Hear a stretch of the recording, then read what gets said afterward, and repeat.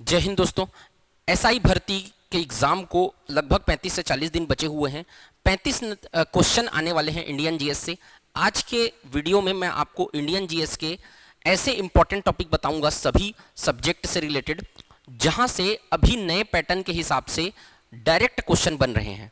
अगर आप इन टॉपिक्स को अगले 35 से 40 दिन में तैयार कर लेते हैं तो आप इंडियन जीएस में बहुत अच्छा नंबर स्कोर कर सकते हैं। मैं ये दावे के साथ कह रहा हूं। इन्हीं टॉपिक से जो मैं बताने वाला हूं, घुमा फिरा के यही टॉपिक से हर पेपर में क्वेश्चन आ रहा है। पिछला 10 पेपर आप उठा के देख लेना, चाहे पीएससी हो चाहे व्यापम हो। मैं जो टॉपिक बताने वाला हूं उन्हीं टॉपिक से घुमा फिरा के क्वेश्चन बना रहा है। तो इन टॉपिक को आप 35 से 40 दिनों में अच्छे से कर लीजिए। इसके बाहर आपको कुछ भी नहीं पढ़ना पड़ेगा। तो वीडियो को एंड तक देखना है, एक भी टॉपिक एक भी सब्जेक्ट स्किप नहीं करना है। अगर वीडियो अच्छा लगेगा तो वीडियो को लाइक करिएगा, चैनल को सब्सक्राइब करिएगा, कमेंट सेक्शन में कमेंट करके जरूर बताइएगा कि वीडियो आपको कैसा लगा। चलिए शुरू करते हैं। पहला सब्जेक्ट जो मैं चालू करने वाला हूं वो है भारत का संविधान। आप कॉपी पेन लीजिए और इसको नोट डाउन करिए इस टॉपिक को। भारत का संविधान में बहुत सारा टॉपिक है, बहुत वास्ट सिलेबस है, लेकिन उनमें से घुमा फिरा के क्वेश्चन इन्हीं टॉपिक से बन रहे हैं जो मैं बताने वाला हूं आपको। पहला सबसे इंपॉर्टेंट टॉपिक है राष्ट्रपति यानी प्रेसिडेंट। आर्टिकल 52।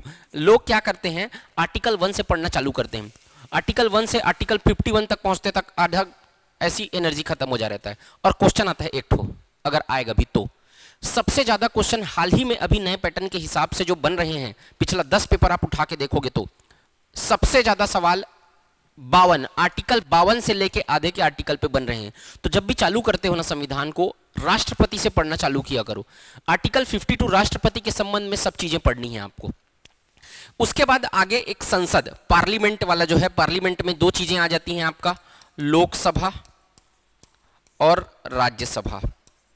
लोकसभा और राज्यसभा, इन दोनों के जो पदाधिकारी हैं, लोकसभा अध्यक्ष, लोकसभा उपाध्यक्ष, राज्यसभा सभापति, है ना, राज्यसभा का उपसभापति, तो ये जो है यानी उपराष्ट्रपति, राज्यसभा का पदेन सभापति होता है।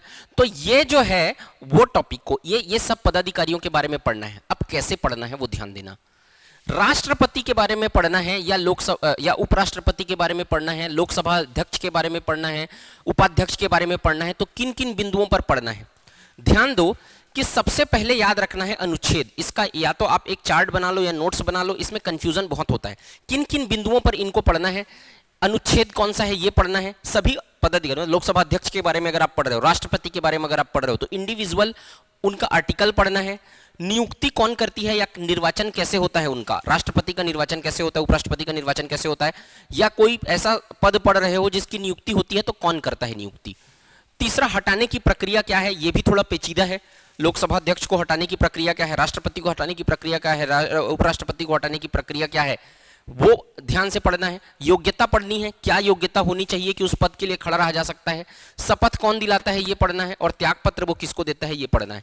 तो प्रत्येक पदाधिकारी को 6 बिंदुओं पर पढ़ना है। अगर आप अपने से नोट्स बना के पढ़ते हो तो इन 6 पॉइंट्स पर आप टेबल का नोट्स बना सकते हो। एक पेज में एक पदाधिकारी को खत्म किया जा सकता है, 6 पेज में ये जितने भी पदाधिकारी हैं संसद के उनको खत्म किया जा सकता है। और इतनी मेहनत तो आपको करनी ही पड़ेगी, इससे कम में काम नहीं चलेगा।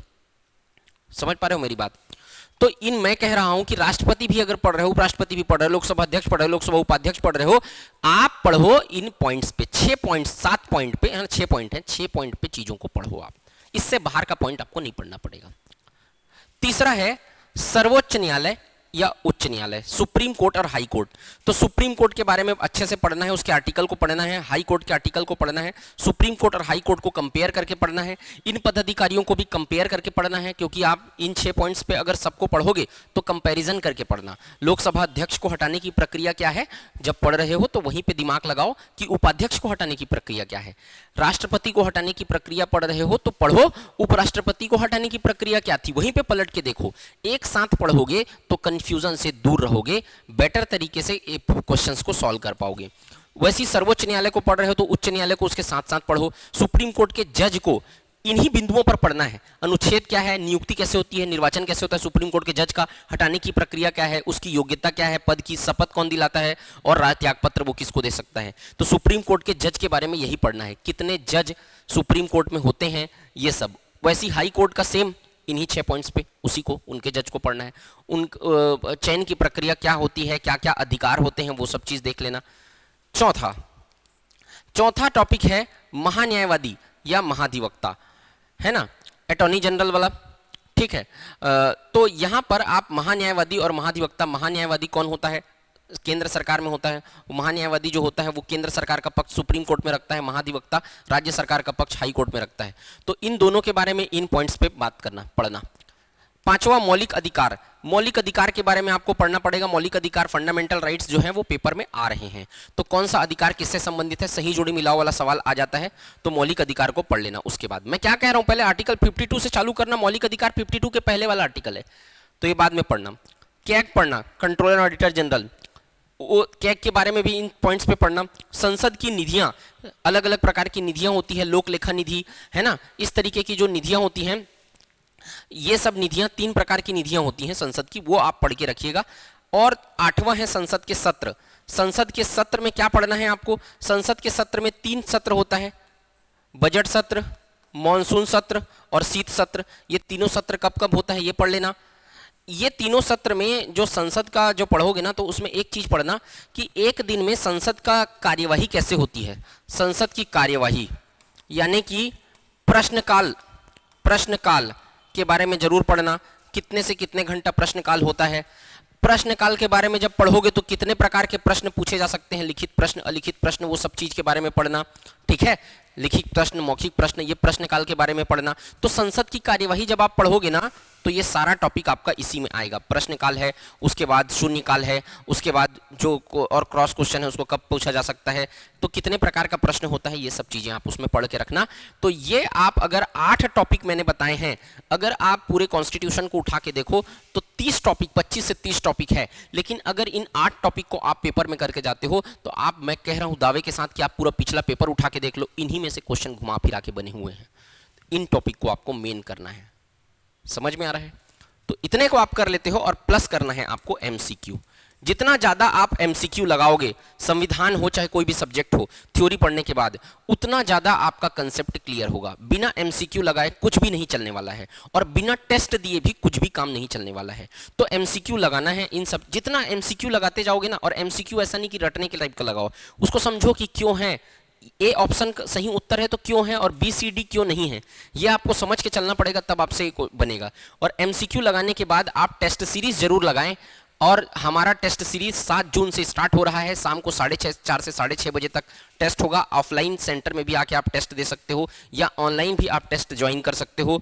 आप टेस्ट ज्वाइन करने के लिए CGPSC नॉलेज ऐप डाउनलोड करना है, और सिर्फ 99 रुपया में चाय और कॉफी का 3 दिन नहीं पियोगे ना, तो 99 रुपया वसूला जाएगा।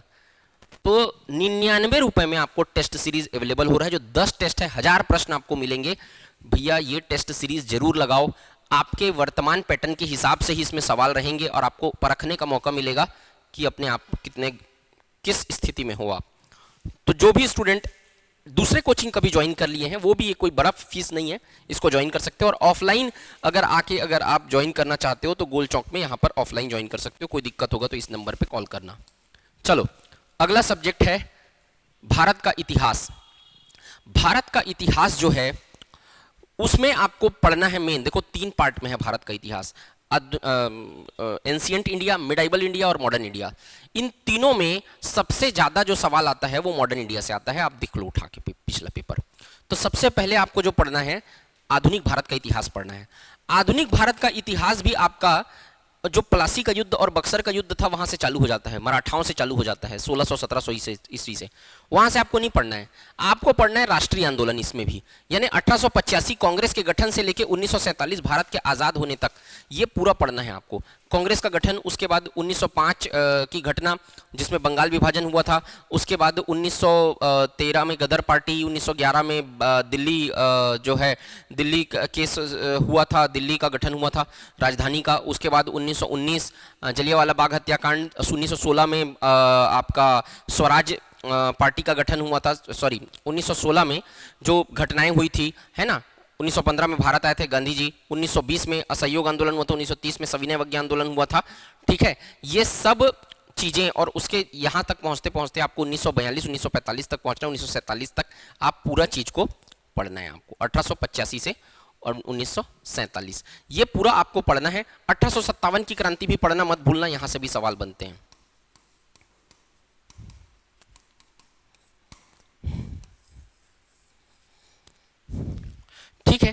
दूसरा 1915 1916 का घटना, 1916 में होम रूल लीग आंदोलन हुआ था, वो भी बहुत इंपॉर्टेंट है ना, वो ध्यान रखना।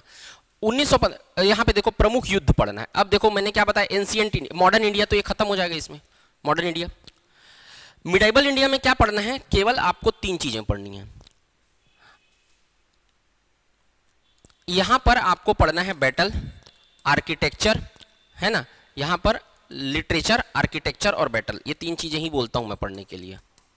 लिटरेचर यानी साहित्य, यानी कि कौन सी किताब कौन लिखा। आर्किटेक्चर यानी कि स्थापत्य, ताजमहल का निर्माण कौन कराया, लाल किला का निर्माण कौन कराया, वैसी बहुत सारा स्थापत्य है जो मुगलों ने निर्माण करवाया है, उसके बारे में पढ़ लेना अलग से। और बैटल यानी कि युद्ध, जो महत्वपूर्ण युद्ध है, कब हुआ, किसके बीच हुआ, कौन जीता, यही 3 पॉइंट पे पढ़ना है। जैसे पानीपत का युद्ध है, प्लासी का युद्ध है, बक्सर का युद्ध है, कब हुआ, कौन से सन में हुआ, किसके किसके बीच हुआ, कौन जीता, ये 3 चीजें अगर आप पढ़ लेते हो तो युद्ध खत्म हो जाएगा, और उसी के साथ साथ मिडाइवल इंडिया भी खत्म हो जाएगा। मिडाइवल इंडिया के लिए इससे ज़्यादा पढ़ने के लिए आपके पास समय भी नहीं है, मैं आपको स्पष्ट तौर पे बोल रहा हूँ। 35-40 दिन में एक सब्जेक्ट खत्म होता है, आपको 8 सब्जेक्ट खत्म करना है इंडियन जीएस का। समझ में आ रहा है? तो इतना पढ़ो सफिशियंट है। जैन और बौद्ध धर्म अच्छे से पढ़ना, जैन और बौद्ध धर्म का कुछ भी मत छोड़ना, यहाँ से सवाल आता है, एंशिएंट इंडिया का पार्ट है। मौर्य साम्राज्य और गुप्त साम्राज्य, ये 2 चीजें पढ़ना, मौर्य साम्राज्य के बारे में, जितने भी वंश हैं उसके बारे में, और गुप्त साम्राज्य के बारे में। सिंधु घाटी सभ्यता के बारे में पढ़ के जाना, कौन सा जो सिंधु घाटी सभ्यता का शहर है वो कौन सी नदी के किनारे बसा है, उसको कौन खोजा है, और कौन से शहर में कौन सी चीजें प्राप्त हुई हैं, ये 3 चीजें इसके बारे में पढ़ के जाना, एक सवाल बन सकता है। और विजयनगर साम्राज्य, ये मिडाइवल इंडिया का पार्ट है, मध्यकालीन भारत का। विजयनगर साम्राज्य में जो विदेशी यात्री आए थे ना, उनके बारे में पढ़ के जाना। पीएससी का फेवरेट क्वेश्चन है विदेशी यात्री से, यहां से सवाल बनते ही हैं। विदेशी यात्री जैसे अब्दुल रज्जाक किसके दरबार में आया था और कहां से आया था, तो किसके दरबार में आया था और कहां से आया था, ये 2 चीज अगर आप पढ़ लिए तो विजयनगर साम्राज्य की बात करें तो 7-8 विदेशी यात्री आए थे, उतने बारे में पढ़ लेना तो खत्म हो जाएगा ये, और ज्यादा पढ़ने का जरूरत नहीं है। तो ये 6 टॉपिक पे आप अगर भारत के इतिहास को कवर करते हो और प्लस फिर से क्या एमसीक्यू कवर करते हो, तो यहां पर आपको इसके बाहर की चीजें नहीं पढ़नी है। यहां तक आपका पूरा सवाल आ रहा है पेपर में, ठीक है।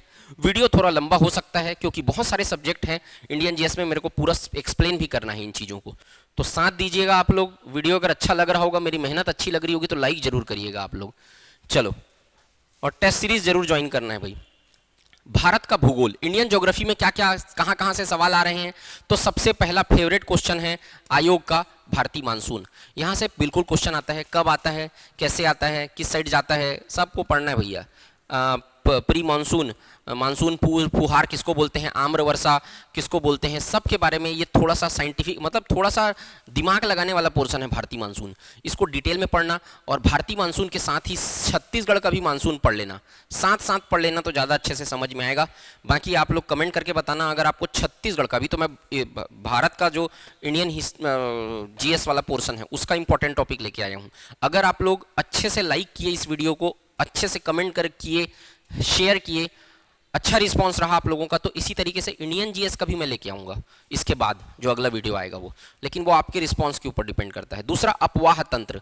अपवाह तंत्र में भारत में जितने प्रकार के अपवाह तंत्र हैं, ब्रह्मपुत्र नदी अपवाह तंत्र, गंगा नदी अपवाह तंत्र, दक्षिण भारत के नदी अपवाह तंत्र, वो सारे अपवाह तंत्रों को अच्छे से पढ़ना, कहाँ कहाँ से गुजरती है, कौन कौन से शहर स्थित हैं, है ना, कौन कौन सी योजनाएं चल रही हैं उसमें, अपवाह तंत्र बहुत बड़ा पोर्शन है भारत का।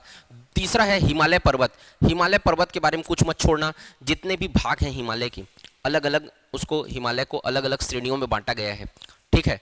तो वो सब श्रेणियों को हिमालय के पर्वत के बारे में, उसकी श्रेणियां, हिमालय पर्वत के दर्रे, ये सब चीज़ों को अच्छे से पढ़ के रखना, यहाँ से सवाल बनते हैं।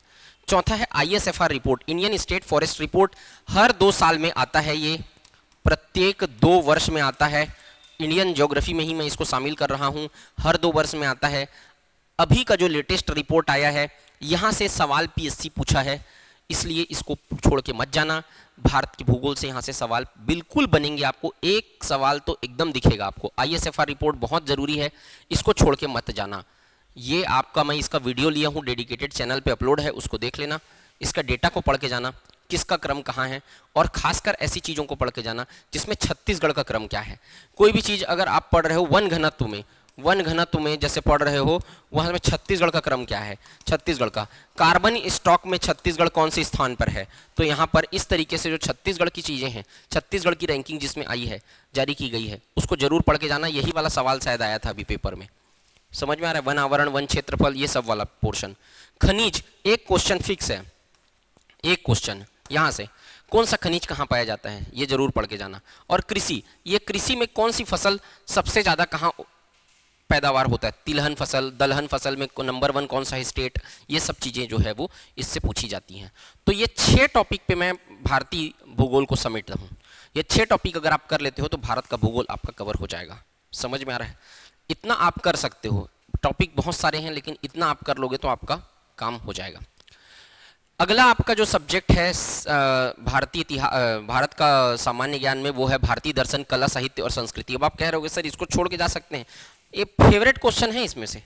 ये जो है ना, यहाँ से सवाल एकदम आते हैं इंडियन जीएस में। क्या आता है, तो भारतीय दर्शन में आपको 3 चीजें पढ़नी है केवल। क्या, भारतीय दर्शन में आपको पढ़नी है षड दर्शन, षड दर्शन, चारवाक दर्शन, न्याय दर्शन, मीमांसा दर्शन। ये कौन दिया है, ये कौन ऋषि इसके दिए हैं, षड दर्शन, 6 दर्शन, और उसके जो प्रतिपादक है ऋषि, उनके बारे में पढ़ लेना। दूसरा, अच्छा एक एक लाइन ये भी पढ़ लेना कि उस दर्शन में बात क्या कहा गया है, सबसे नास्तिक दर्शन कौन है, आस्तिक दर्शन कौन है, ये सब चीज के बारे में भी पढ़ के रखना। दूसरा, जैन और बौद्ध दर्शन, जैन और बौद्ध दर्शन में जो टर्म्स हैं, है ना, जैसे प्रतीत समुत्पाद के बारे में किस दर्शन में बताया गया है ना, जो है जो जैन धर्म और बौद्ध धर्म जब आप पढ़ोगे तो उसमें ये सब के बारे में आपको पढ़ना है। जो जैन दर्शन में जैन फिलॉसफी है उसके बारे में, जैन महावीर स्वामी के बारे में पढ़ना अलग चीज है। जैन फिलॉसफी, उन्होंने क्या फिलॉसफी दिया था, स्यादवाद का कॉन्सेप्ट किसमें दिया गया है, अनेकांतवाद का सिद्धांत किसमें दिया गया है, ये दर्शन का पार्ट है जैन के। तो जैन और बौद्ध दर्शन जरूर पढ़ना, ये यहाँ से आता है सवाल। और तीसरा पढ़ लेना उपनिषद। उपनिषद में केवल इतना पढ़ना है कि सबसे बड़ा उपनिषद कौन सा है, सबसे छोटा उपनिषद कौन सा है, कौन से उपनिषद में सफेद घोड़े की बात कही गई है। ये सब जो मैं बता रहा हूं आपको, ये सब प्रीवियस ईयर क्वेश्चन हैं। और जो प्रीवियस ईयर क्वेश्चन छप चुका है उसको छोड़ के तो जाना मतलब सीधा सीधा बाहर होना है पेपर से। समझ में आ रहा है, तो ये चीजें तो आप पढ़ लेना। ये 3 टॉपिक भी अगर आप पढ़ के जाते हो तो जो दर्शन के सवाल आएगा वो बन जाएगा आपसे, मैं इतना कह सकता हूं। अगला है कला, साहित्य और संस्कृति। कला, साहित्य और संस्कृति में मंदिर निर्माण की शैली आप पढ़ के जाइएगा। अब देखो कम नंबर का नहीं है भाई, ये 35 क्वेश्चन आ रहे हैं, 35 क्वेश्चन, और एक क्वेश्चन 3 नंबर का है, 105 नंबर का है। 105 नंबर कम थोड़ी होता है, थोड़ा बहुत नंबर नहीं है, इंडियन जीएस बहुत है। तो एक मतलब 300 नंबर का आपका पूरा पेपर, उसमें 105 नंबर का इंडियन जीएस आ रहा है। अभी आप देखो मंदिर निर्माण की शैली में नागर शैली है ना, और बेसर शैली, अमरावती शैली, ये 3 शैली है मंदिर निर्माण की, तो ये आप पढ़ के जाना है ना। नागर शैली, बेसर शैली और द्रविड़ शैली, सॉरी अमरावती शैली नहीं है वो, ये जो मंदिर नागर शैली, बेसर शैली और द्रविड़ शैली, ये 3 शैली है। उसी तरीके से मूर्ति निर्माण की शैली है, मूर्ति निर्माण की अलग अलग शैली है, गांधार कला, मथुरा कला, अमरावती कला, ये मूर्ति निर्माण की शैली है। तीनों के बारे में पढ़ के जाना। गांधार कला में जो मूर्ति है वो किसकी प्रतिमा बनाई गई है, मथुरा कला में किसकी प्रतिमा बनाई गई है, धाड़ी मूछ वाले प्रतिमा किसमें बनी हुई है, काले पत्थर से किसकी प्रतिमा, कौन से शैली में प्रतिमा बनाई जाती है, ये सब पढ़ लेना। मूर्ति निर्माण, लोकनाट्य और लोकनृत्य, कौन सी स्टेट का, कौन सा लोकनाट्य कौन सा स्टेट का है, और कौन सा लोकनृत्य कौन सी स्टेट का है, ये पढ़ना। गुफा के बारे में 3 गुफा के बारे में पढ़ लेना, एक बाघ गुफा, एक अजंता गुफा और एक एलोरा गुफा। ये कहाँ है, इसमें टोटल कितने गुफे हैं, इसके बारे में पढ़ लेना। और ये गुफा जो है वो कौन से काल से संबंधित है, ये 2-3 चीजें मैं जो बता रहा हूँ वो गुफा के बारे में पढ़ लेना, यहाँ से सवाल बनते हैं। तो ये अगर आप पढ़ लेते हो तो इसमें 5 सवाल है ना, अभी आपका लगभग 8 हिस्सा है, तो 7 हिस्सा भी है, तो मतलब 7 सब्जेक्ट है, 7 से 8 होंगे, 8 है मेरे ख्याल से। तो 7 सब्जेक्ट की मैं बात करूँ तो एक सब्जेक्ट से 5 सवाल आने वाला है, तो इससे भी 5 सवाल आएगा। तो 5 सवाल अगर इससे आता है तो 5 सवाल आपका इन टॉपिक से पढ़ोगे तो बन जाएगा। यानी आप केवल 4 और 3 7 टॉपिक पढ़ते हो तो आपका 5 सवाल बन जाएगा, मैं आपको कह रहा हूँ, ठीक है। अगला है भारत की अर्थव्यवस्था। यहां से तो मैं ज्यादा पढ़ने का रिकमेंडेशन देता नहीं हूं, क्योंकि जब आप करंट अफेयर्स पढ़ोगे ना, तो करंट अफेयर्स जब आप पढ़ोगे तो करंट अफेयर्स में इकोनॉमिक्स जो है वो पोर्शन आ जाता है, जैसे कि पर कैपिटल इनकम वर्तमान में कितना है, ये करंट अफेयर्स का क्वेश्चन है। लेकिन यही चीज इकोनॉमिक्स में, तो इकोनॉमिक्स को बहुत ज्यादा वेटेज देने का जरूरत नहीं है, लेकिन आप कम से कम 6 टॉपिक को पढ़ के जाना। जीडीपी, जीएनपी, एनएनपी, छोटा छोटा कॉन्सेप्ट है। अभी भारत की जीडीपी कौन सी है, कौन से क्रम की है, ये वर्तमान में करंट से कनेक्ट करके इसको पढ़ना है। दूसरा, पर कैपिटल इनकम क्या होता है, अभी कितना है प्रति व्यक्ति आय भारत का, ये पढ़ के जाना। ह्यूमन डेवलपमेंट इंडेक्स में क्या स्थान है भारत का, और रैंकिंग इसी के अंतर्गत आता है सब। हालांकि इसको करंट में भी आप पढ़ सकते हो, रैंकिंग को, भारत का रैंकिंग प्रेस फ्रीडम इंडेक्स में कितना है। अभी अंजना ओम कश्यप हम लोग का यूट्यूब टीचर लोग को 2 कौड़ी का बोल दी थी, प्रेस फ्रीडम इंडेक्स में 157 है हम लोग, ये हालत है। समझ में आया? तो यहाँ पर यही सब रैंकिंग है। ह्यूमन डेवलपमेंट इंडेक्स में कितने हैं हम लोग, ये सब पढ़ के जाना। बैंकिंग के बारे में अच्छे से पढ़ने जाना। गरीबी के प्रकार को पढ़ लेना। पंचवर्षीय योजना का क्वेश्चन हाल ही में आया था, तो ये पढ़ लेना। तो ये 6 टॉपिक अगर पढ़ के जाते हो तो इंडियन इकोनॉमिक्स आपका हो जाएगा। बहुत ज़्यादा पढ़ने का इसको नीड नहीं, करंट अफेयर से कनेक्ट करके पढ़ना जो भी पढ़ोगे इसको, ठीक। सामान्य विज्ञान में क्या क्या पढ़ना है, तो पहला इलेक्ट्रिसिटी वाला चैप्टर से ज़्यादा क्वेश्चन आ रहे हैं, मैं ये देख रहा हूँ अभी हाल ही के पेपर में। 3 पार्ट है सामान्य विज्ञान में, और 12वीं लेवल का पूछा है, 12वीं लेवल का बोला है, तो इसको बहुत डीप में पढ़ने का जरूरत नहीं है, और नहीं समय है आप लोग के पास, और बाकी सब्जेक्ट को पढ़ लेना। तो इसमें 3 चीजें आती हैं, बायो, केमिस्ट्री और फिजिक्स। सबसे इंपॉर्टेंट है बायो, सेकेंड नंबर का इंपॉर्टेंट ज्यादा क्वेश्चन आता है फिजिक्स, और थर्ड नंबर में आता है केमिस्ट्री का। तो बायो को अच्छे से पढ़ना, फिर उसके बाद फिजिक्स को, और फिर केमिस्ट्री को। तो बायो अभी तो खैर ये फिजिक्स वाला पार्ट है, विद्युत वाला पार्ट है, तो विद्युत को पढ़ लेना, विद्युत वाले चैप्टर को। दूसरा, ह्यूमन बॉडी सिस्टम, ये बायो वाला पार्ट है, इसको पढ़ना। पाचन तंत्र को अच्छे से पढ़ के जाना, श्वसन तंत्र को, रक्त परिसंचरण तंत्र को, ब्लड ग्रुप को अच्छे से पढ़ के जाना, तंत्रिका तंत्र के बारे में अच्छे से पढ़ के जाना। उसके बाद तीसरा है मेटल, ये केमिस्ट्री का पार्ट है। मेटल कौन है, नॉन मेटल क्या है, केमिकल रिएक्शन क्या क्या है, वो सब चीज के बारे में थोड़ा देखना। अम्ल, क्षार और लवण के बारे में पढ़ के जाना। मिश्रण, 2 चीजों को मिलाने से तीसरा क्या चीज बनता है, ये चीज इसमें आता है। और लाइट, और इसी के अंतर्गत दर्पण, यहां से भी सवाल बहुत सारे बनते हैं। तो इतना टॉपिक आप पढ़ के जाना साइंस में। 12वीं लेवल का साइंस बोला है, बेसिक साइंस आएगा, बहुत ज़्यादा डेप्थ में पूछने की संभावना कम है, और आपके पास समय भी उतना नहीं है कि आप बहुत ज़्यादा डेप्थ में पढ़ सको। अभी मैं आपको ज़्यादा से ज़्यादा, जितना आपको 35 क्वेश्चन, 35 सवाल आएंगे और उसमें कवर करना है आपको, उतनी चीज़ों को मैं आपको आज की वीडियो में कवर करवाया हूँ। करंट अफेयर्स को मैं नहीं बताया हूँ, क्योंकि मैं इंडियन जीएस का बता रहा हूँ अभी, ठीक है। इन्वायरमेंट वाला पोर्शन इसमें और बचा हुआ है, तो इन्वायरमेंट को कोई खास आपको वेटेज देने का जरूरत नहीं है, बेसिक चीजें ही उसमें पढ़नी है। तो मैं अलग से पर्यावरण का कोई इंपॉर्टेंट बढ़ के अलग से नहीं बताया हूं, है ना। ये सब सब्जेक्ट को अच्छे से पढ़ के जाना। इन्वायरमेंट में वही ग्लोबल वार्मिंग और वो सब वाला जो है, उन से चीजों को पढ़ना है बस। टेस्ट सीरीज जरूर लगाना आप लोग, मैं बार बार बोल रहा हूं आपको। एमसीक्यू जरूर सॉल्व करना, और अगर आप इन टॉपिक्स को जितने मैं बताया हूं अच्छे से करते हो, तो आपका पेपर में सवाल नहीं छूटने वाला। 35 सवाल के लिए इतना टॉपिक सफिशिएंट है, तो इतना आप अच्छे से पढ़ के जाना। अगर आपको सीजीजीएस का भी चाहिए, तो 2 चीजें आपको कमेंट सेक्शन में लिखनी है कि आपको ये वीडियो से हेल्प मिला कि नहीं, अच्छा लगा कि नहीं, और दूसरा, आपको सीजीजीएस का इंपॉर्टेंट टॉपिक का वीडियो चाहिए कि नहीं। आपके रिस्पॉन्स के हिसाब से मैं अगला वीडियो बनाऊंगा। अपना ख्याल रखिएगा, तब तक के लिए जय हिंद, वंदे मातरम।